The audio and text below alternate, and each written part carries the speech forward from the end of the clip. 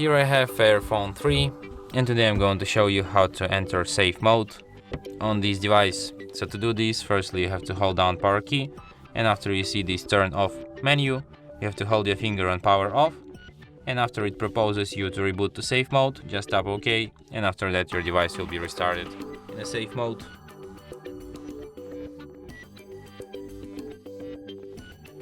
And as you can see, the sign here at the bottom says safe mode, which is the proof that we're in a safe mode right now. So if you want to quit safe mode, just restart your device, and after that it will be restarted as usual.